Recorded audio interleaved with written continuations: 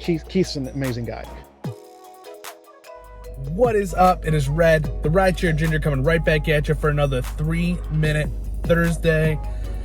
And this one might drag on to maybe 4, maybe 5 minutes. I think I'll get it done in 3, but we'll see what happens. Another question from Gift74. I think it was Gift74, maybe it was Gift75. I think it's Gift74. And he's asking, it's kind of a multi-part question.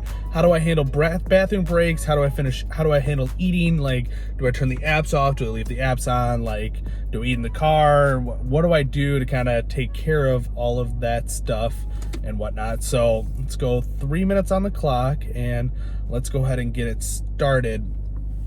So in general, you'll find I have always a water bottle with me. And I will usually have a rain. Sometimes I'll go coffee. Just kind of depends on what I'm feeling that day. I am going to be trending a little more towards coffee here going forward. Just kind of the way I'm dieting right now. So those are the kind of the drinks that I keep in the car. And then as far as food goes, it kind of depends on what I'm doing diet-wise and whatnot at that point. If I'm gonna bring food from home and it needs to stay cold, number one tip I can tell you is in the winter, this is a great refrigerator. Keeps things nice and cold right up in here. Stick it in there, close it up. Passengers never know what's in there. That's where I keep sandwiches, and I just keep other things that are a little bit smaller that are going to fit up in there and keep nice and cold. Other than that, I'm kind of a big Subway guy. It's cheap, it's easy, it's quick. That's why I like to go there, and to me personally, I feel better about eating it than I do going to like a McDonald's or things. I'll still do McDonald's from time to time and whatnot, but it's kind of how it is. And then as far as bathroom breaks, I think you need to find your spots in whatever city you're in. Like I have quite a few spots in downtown suburbs. I'm kind of, well, I hope there's a gas station around, or otherwise I'm going to pee on the side of the road. But in general, just kind of know your spots in your city that are easy to get into and get in out of. And then what do I do about the apps? It's kind of, I think the big part of the question is, do apps stay on, apps go off? So in general, you're never going to find me turning my apps completely off. If it's going to take me less than 5 minutes to do anything, apps are always 100% on.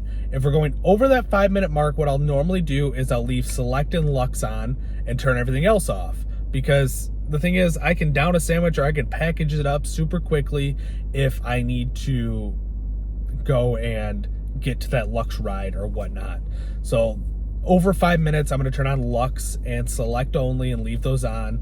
And then as I get towards the end of that, I'll turn Comfort on, and then I'll go full apps when I'm about finishing up with what I'm doing.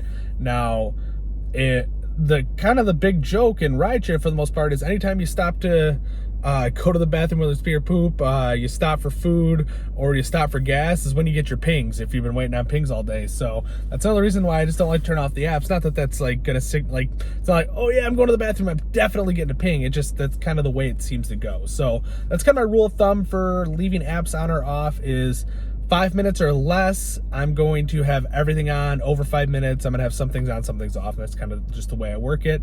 And I mean, if you want a more in-depth of like what I'm eating and how I'm eating and going about it, ask again and I'll go a little bit more in depth, because we actually made that in under 3 minutes. So I'm not going to expand too much more at this point. But if you want to really know more about what I'm eating, what I'm drinking, what I'm doing on a daily basis, I can go more in depth on that, and we can kind of attack it from there. But until next time, guys, appreciate the views, appreciate the follows, appreciate the comments.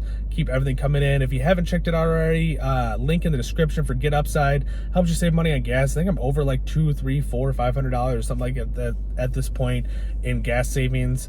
And you know, as you refer other people, you're going to get more gas savings, and you get a portion of what they're saving as well as their referrals. So it's a good app to use. It's not huge money, but it's money over time type of thing. And if you use my code, I think you get 15 cents off additional of your fill up. So it's a nice little bonus, and I get a little bit back as well. So until next time, guys, appreciate it. Thanks.